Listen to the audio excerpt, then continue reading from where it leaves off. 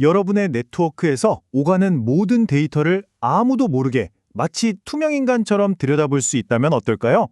보안 위협을 찾아내거나 성능 문제를 해결하는데 엄청난 힘이 되지 않을까요? 오늘 바로 그 방법을 알아보려고 합니다. 네, 그래서 오늘의 주제는 바로 네트워크 트래픽을 복제해서 분석하는 기술, 스팬, R스팬, 그리고 ER스팬입니다. 이 세 가지 기술이 각각 어떻게 작동하고 또 어떤 장단점을 가지는지 제가 아주 명확하게 파헤쳐 드릴게요. 자, 그러니까 이 모든 기술의 바탕에 깔린 아이디어는 바로 포트 미러링입니다. 이 슬라이드에 나온 비유가 딱인데요. 건물에 CCTV를 설치해서 모든 움직임을 녹화하듯이 네트워크 스위치의 특정 포트를 지나가는 데이터 패킷을 그대로 복사하는 거죠. 여기서 제일 중요한 건요.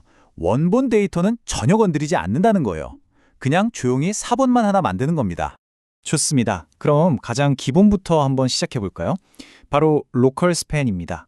이름에서 알 수 있듯이 딱 한 스위치 안에서 일어나는 모든 일을 감시하는 기술이죠. 로컬 스팬이 작동하는 방식은 정말 간단해요. 여기 보시는 것처럼 딱 두 가지만 정해주면 끝납니다. 첫째, 무엇을 감시할 거냐? 이걸 바로 소스 포트라고 부르고요.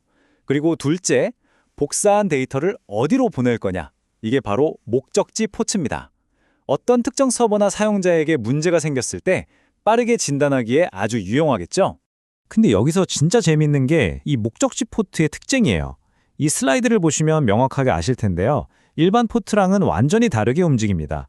마치 일방통행 도로처럼요. 복제된 데이터를 받기만 하고 밖으로 내보내지는 않는다는 거죠. 그래서 각 장비의 고유 주소인 맥 주소 같은 것도 학습하지 않고요. 데이터가 네트워크 안에서 무한정 뺑뺑이 도는 걸 막는 STP 같은 프로토콜에도 참여하지 않습니다. 그야말로 분석 장비만을 위한 전용 데이터 수신 창구가 되는 겁니다. 하지만 스팬에는 치명적인 한계가 하나 있습니다. 이 문장이 그 핵심을 말해주는데요. 만약에 스위치가 엄청 바빠지면 어떻게 될까요? 스위치의 최우선 임무는 실제 서비스 트래픽을 처리하는 거잖아요. 그래서 처리 용역을 넘어서는 트래픽이 확 몰리면 미안하지만 복사본인 스팬 트래픽부터 버리기 시작합니다. 이것 때문에 100% 완벽한 데이터로 필요한 아주 정밀한 분석에는 한계가 있을 수 있다는 거죠. 이게 스팬의 성능적인 한계라면 또 다른 근본적인 한계도 있습니다. 바로 거리의 문제입니다. 감시하고 싶은 스위치는 1층에 있는데 제 분석용 컴퓨터는 저 멀리 17에 있다면 어떡할까요? 로컬 스팬은 이름 그대로 한 스위치 안에서만 동작하잖아요. 바로 이 문제를 해결하기 위해서 다음 기술이 등장하게 됩니다. 네, 바로 R스팬, 즉 원격 스팬입니다. 이제 우리의 감시 범위가 스위치 하나를 넘어서 캠퍼스 전체, 그러니까 여러 건물로 확장되는 거죠. R스팬의 아이디어는 진짜 기발해요. 복사한 트래픽을 어떤 특정 물리포트로 보내는 게 아니고요. 이 슬라이드에서 보시는 것처럼 R스팬 전용 VLAN이라는 눈에 보이지 않는 가상의 통로에 그냥 쏟아붓는 거예요. 이 VLAN은 여러 스위치를 관통하는 고속도로처럼 작동해서 중앙보안관제실처럼 멀리 떨어진 목적지 스위치까지 트래픽을 안전하게 전달해주는 역할을 합니다. 하지만 세상에 공짜는 없겠죠. R스팬은 아주 큰 성능 비용을 요구합니다. 이 슬라이드의 경고처럼요. 한번 생각해보세요. 원래 데이터가 지나가는 길에 그 데이터의 복사본까지 똑같이 흘려보내는 거잖아요. 만약 트래픽이 아주 많은 링크를 R스팬으로 모니터링한다면 네트워크의 중심 통로인 백본 트래픽이 순식간에 2배로 뜰 수도 있다는 뜻입니다. 이건 정말 신중하게 설계해야 하는 이유죠. 자, 로컬과 캠퍼스를 넘어서 이제는 전 세계입니다. 만약 서울에서 저 멀리 뉴욕에 있는 데이터 센터 트래픽을 실시간으로 보고 싶다면 어떻게 해야 할까요? 그 해답이 바로 ER스팬에 있습니다. ESPN은 RSPN과는 차원이 다릅니다. VLAN을 넘어서 인터넷 같은 거대한 IP 네트워크를 가로지를 수가 있거든요. 어떻게 그게 가능할까요? 이 슬라이드의 비유가 정말 완벽한데요. 우리가 보내고 싶은 원본 데이터를 GR이라는 특별한 프로토콜로 포장해서 일반적인 IP 패킷처럼 만들어버리는 겁니다. 마치 택배 상자 안에 물건을 넣고 주소만 딱 붙이면 전 세계 어디든 갈 수 있는 것처럼 말이죠.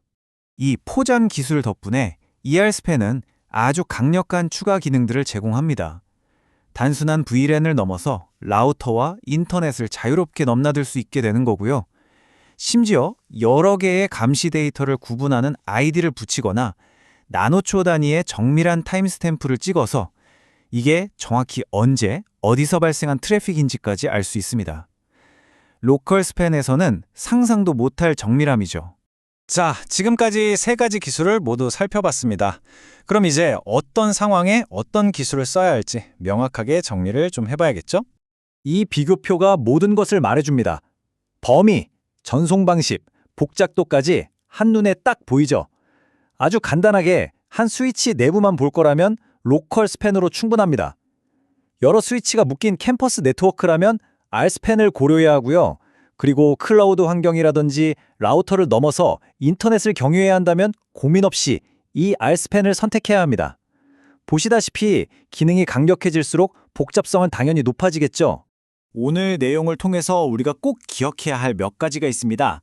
첫째, 네트워크 모니터링 기술이 단일 스위치에서 시작해서 전 세계로 어떻게 진화했는지 보았고요. 둘째, 하지만 이 편리함 뒤에는 성능 저하나 데이터 손실 같은 트레이드 오프가 항상 따른다는 것도 확인했습니다. 그래서 R스팬이나 ER스팬은 정말 신중한 설계가 필요하고요. 무엇보다 가장 중요한 것, 이 모든 기술은 최선 노력 방식이라 100% 완벽한 데이터 수집을 보장하지는 않는다는 점, 이게 핵심입니다. 네, 이렇게 해서 우리는 네트워크에 보이지 않는 스파이가 되는 법을 익혔습니다. 여러분에게 이렇게 강력한 가시성이 주어진다면 무엇을 가장 먼저 찾아보시겠습니까? 글로벌 네트워크 어딘가에 숨어있는 위협일까요?